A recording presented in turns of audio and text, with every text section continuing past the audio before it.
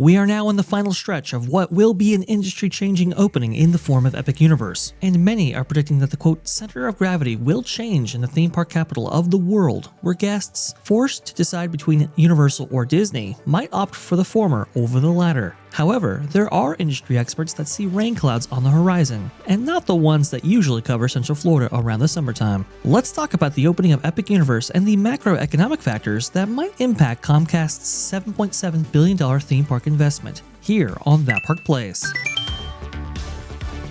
Speaking of investments and investments in the theme parks, perhaps Disney got it right. Perhaps it's not the time to invest in theme parks. Maybe Universal got it wrong, or at least that's what some people are saying.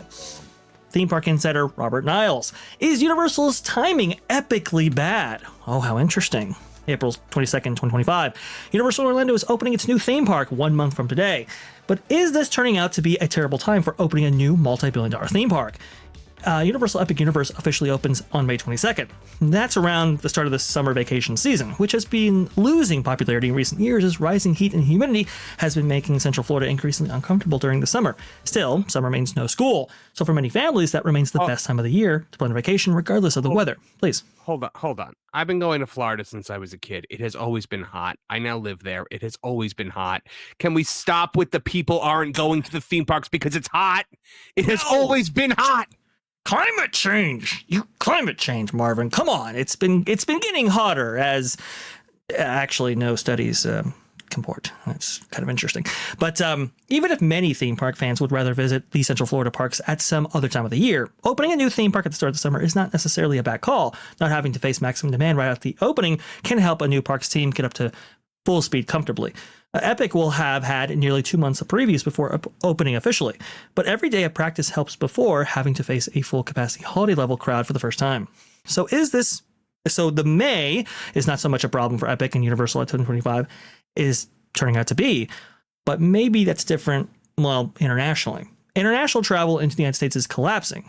Many visitors from Canada and other countries that typically drive substantial traffic to Central Florida have canceled their vacation plans for 2025 and beyond. At the same time, fears of rising prices and reduced demand are driving fears of a recession within the United States that has many domestic travelers rethinking their plans for summer too. Do you guys think that this is an accurate description of what's actually happening, and will that impact Universal's Epic Universe to the degree that maybe they're saying it will? You know what's interesting is this was actually one of the first a question about like tariffs and the economy and international travel was the first thing out of the gate, which speaks to an interesting situation in Orlando that we're all aware of, that Orlando has international appeal, and because of Walt Disney World, and I'll give Disney credit there on that. It wouldn't have happened without Walt Disney World Resort being the premier vacation destination in the world for decades. When they were asked this question, though, they talked about how, on the Comcast call, so Epic Universe, they said, we are seeing no impact from the window that we're looking at for ticket sales and demand for Epic Universe. Everything is at where they were projecting and maybe even a little bit more. So they reminded the people on the call of the fact that this is an Orlando park. There's a lot of people in the Orlando area. And also you don't have to travel that far to get to the people that are within the main scope of this park. So interesting. They essentially, it was a very business-like way of saying, we're not scared. I think that it just speaks to people who understand their business and realize that if you don't, even without the international folks, the entire country in the United States is going to be interested in this new attraction.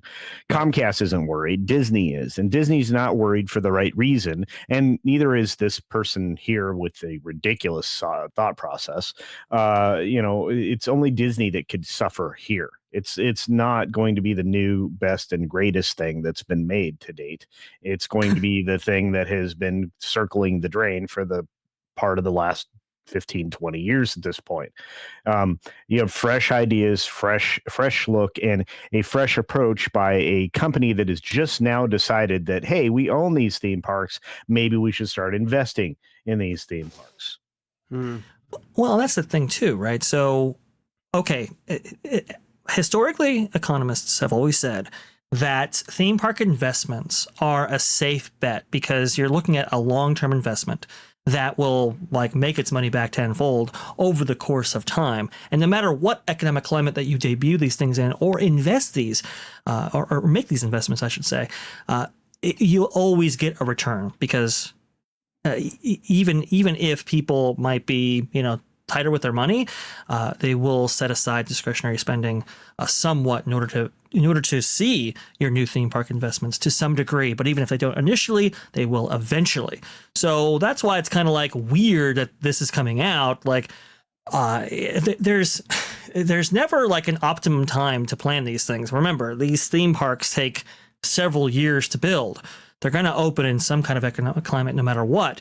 But this is for a future investment of 50 years, maybe even longer. As we actually learned with the Universal UK park, they're saying, according to the BBC right here, that this is going to be a century-long plan for them. Yeah. That's how far they're looking into the future when it comes to these theme park investments. Marvin, am I off track here, or is that kind of what you take from all of this? No, you're on track. The article that you were citing is incredibly short-sighted, and it feels more like let's explain Disney's, downturn by trying to apply this across the board to Universal. And I think what we're going to see, as the next year or two goes on, is it's going to be so lopsided that they're no longer going to be able to make this argument anymore. Universal even said this morning on the Comcast call, which if you guys watched, Jonas and Valiant were live during. They even said that we're not concerned about tariffs or anything like that. Like they're not. They are in no way sweating this. Whereas Bob Iger is having emergency war room meetings at ABC News about this. That's very true. And the thing that we're seeing right now is Disney is in a down cycle right now. They have not been preparing for the future. They are building things in a few years, or it will take a few years before they build anything that's going to attract people to those parks. So the only levers they have left to pull right now are pricing related, which that's going to be great for people who have not yet tried Universal Studios. Universal Orlando Resort is a smaller theme park complex than Walt Disney World. No shock there. Epic will double the size of the existing stuff there. Islands of Adventure is cramped. Universal Studios, Florida, Orlando, whatever the name of that park is, it's a smaller park. It doesn't have as much to do, but it has the Harry Potter lands, which is a huge headline. It has Minions, which is another big headline for a different segment. They've been updating the entire time.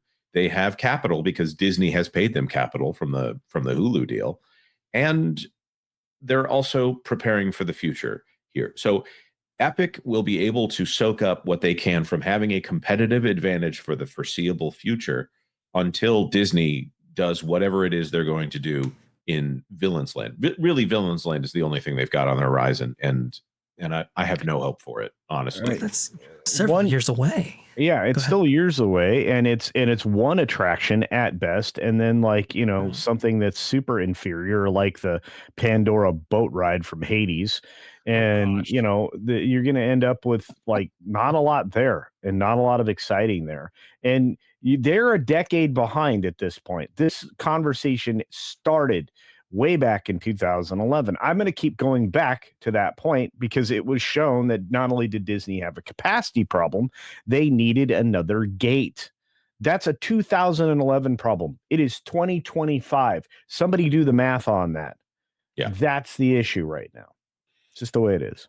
Yeah, I mean, I don't disagree with you. I think this response should have started quite a while ago in order to be ready for Epic, or at least get some of your stuff ready within 1 or maybe even 2 years of Epic's opening. The fact that they didn't do anything for so long really speaks volumes to their management, their emphasis on theme parks in general. And Universal is just going to eat Disney's lunch for years. And again, Universal's not going to stop investing into Epic. They're going to go with their phased expansions, not just for that theme park, but for the rest of their resorts and theme park properties as well. One of the big things that I've seen recently, Vash, about the difference between Epic and modern Disney. You look at I just saw something. It was one of the quick service restaurants in Dark Universe, and the chairs were themed. Yeah. The chairs had carved bats in them, like specifically created chairs for this restaurant. That's a level of theming that Disney just does not do anymore. Yep. Yes. Yeah. In fact, they're going about, turning all the hotels into La Quintas or Best Westerns now by pulling out the unique carved, items that are in your room. The Haunted Mansion, the Haunted Mansion gift shop has AI artwork on the wall and fountains that were bought online. Timo. In the queue. Yeah. Shine. Sorry, Culture. Yeah. No, you're right. I mean, this is a bigger problem than anybody realizes, and I'm going to use the situation that we're looking at right now to explain it. We have earnings calls that happened today. Netflix is telling everybody that the movie theater era is over, that they're taking over, and to some extent, they have a good point. I don't agree with Ted Sarandos on that entirely, but I do agree that, there is something to it. Now, when you all look at what he's saying and the fact that Disney's investing their money in productions instead of their actual cash cows, what does that tell you? It tells you that the person leading this, the board of directors that are leading this, are okay with the collapse of the cash cows, the complete, butchering. I hate to beat a dead cash cow, but I'm gonna. And they've got nothing. Disney has nothing for a decade. They might have something in 3 to 5 years, but for a decade, they've got no real anything of consequence happening in the theme park side. And I'm looking at what Universal's building in the middle of the country. I'm looking that in August, Universal's opening up a Vegas version of Hollywood Horror Nights in Area 15, which if you've ever been there, it's crowded as heck almost every single night. So, Universal's connecting with an audience. They're doing more at the Hollywood studio than anybody is even aware of, most likely. So when you start to look across the country, who's investing in what and why? It's Universal. It's not Disney. It is, and Universal has placed an enhanced emphasis on theme park investments. Whereas I think you're very right, Culture. When you're looking at Disney spending $23 billion on content this year, entertainment content, $4 billion on a glorified production studio for ABC television, linear assets in New York just recently, you got to wonder, why are we spending so much money on what is essentially going to be going out the window pretty soon here? Jonas, is that kind of your opinion on this? Yeah, again, Epic is a big deal, but Universal has the room to expand. That's really the thing with all of this. They literally have room to expand here at Epic Universe. Is it 3 expansion pads, not counting enough room for another 100 acres of theme park? And we're not even getting into the Lockheed Martin land that they have options on, Jonas. Right. Yeah. So this is a company that has access to pretty much every IP that is not owned by Disney at this point. Disney is driving their own intellectual property into the ground. Epic has shown that they can take something that is not a top priority IP, like, say, How to Train Your Dragon or the Universal Monsters, and create an engaging theme park experience, whereas Disney is insistent that, no, the things that you don't like about our shows, we're going to make a theme park land and you'll love it. I just see so much for Universal right now. And I think that in the short term, okay, there's some international travel issues that might come up, but I think they're going to be doing okay. They're well positioned to ride out whatever storm there could potentially be. Correct. I think everybody that might not come over or might not spend maybe to the degree that they were going to before all this stuff happens, that's going to be offset by the social media era. I mean, people's feeds are flooded with Epic Universe stuff. They want to see this and they want to spend money to see it. Go ahead, Culture. No, just to add to that, though, you guys are all buying the narrative that people aren't going to travel from Canada or internationally. I'm not. I've been told lies for the last 12 to 15 years by the media. I'm not buying that. Okay. The people I'm talking to in Canada are perfectly fine with the US. None of this political garbage translates. All right. Same thing in the UK. Those people are going to not be traveling because their economy has been crashed by their government, not because of any of this other garbage that they're trying to peddle. So the people who can afford to come or can sacrifice to come are still going to come. They're not going to wait it out. Whereas I'm waiting it out for a Nintendo Switch, right? Because it's not enough of an interesting thing for me to even to care about. But you know what I care about? Epic Universe.